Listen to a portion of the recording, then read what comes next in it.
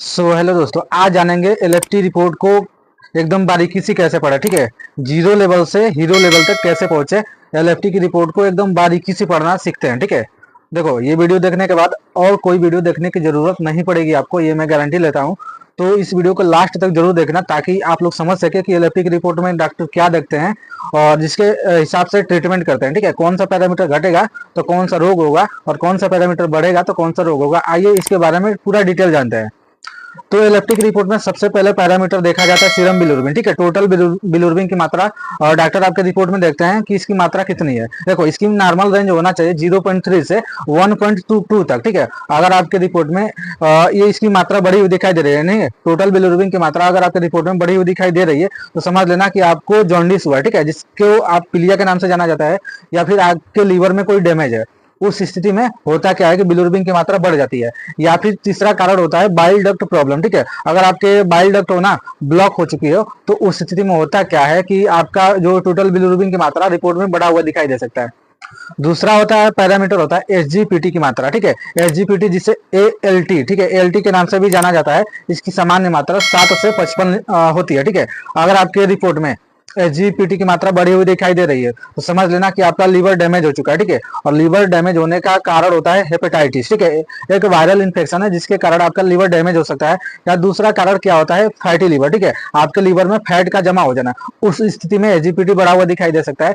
तीसरा कारण होता है दवाई लेना। ठीक है, मान लीजिए अगर आप कोई दवाई खाता है, ठीक है पहले से कोई किसी रोग का दवाई खाते हैं, उस स्थिति में होता क्या है कि एसजीपीटी की मात्रा बढ़ा हुआ दिखाई दे सकता है।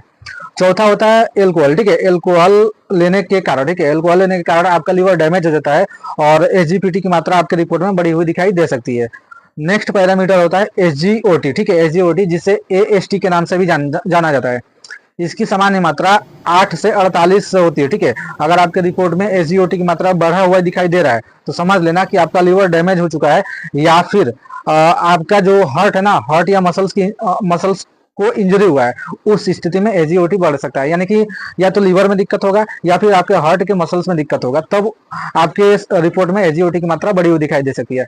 नेक्स्ट पैरामीटर होता है एएलटी। ठीक है, अल्कालाइन एएलपी अल्कालाइन फास्फेट। ठीक है, इसकी सामान्य मात्रा 40 से 129 होती है। ठीक है, अगर आपके शरीर में इसकी मात्रा बढ़ा हुआ दिखाई दे, यानी कि एएलपी की मात्रा अगर आपके रिपोर्ट में बढ़ जाता है ना, तो आप किस स्थिति में बढ़ेगा, जब आपके बाइल डक्ट में कोई प्रॉब्लम होगी तब ये बढ़ सकता है। या फिर आपको कोई बोन डिजीज होगा। ठीक है, बोन डिजीज होने पर भी इसकी मात्रा आपके रिपोर्ट में बढ़ी हुई दिखाई दे सकती है।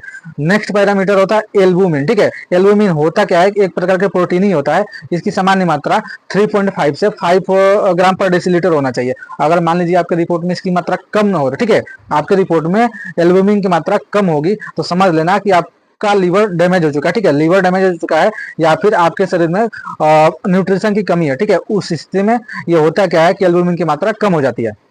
नेक्स्ट पैरामीटर होता है टोटल प्रोटीन। ठीक है, टोटल प्रोटीन की नॉर्मल रेंज होना चाहिए 6 से 8.3 ग्राम पर डेसीलीटर। मान लीजिए अगर आपके शरीर में टोटल प्रोटीन की मात्रा कम दिखाई दे रही है तो समझ लेना कि आपका लीवर डैमेज हो चुका है या फिर प्रोटीन की कमी है। ठीक है, आपके शरीर में प्रोटीन की कमी है।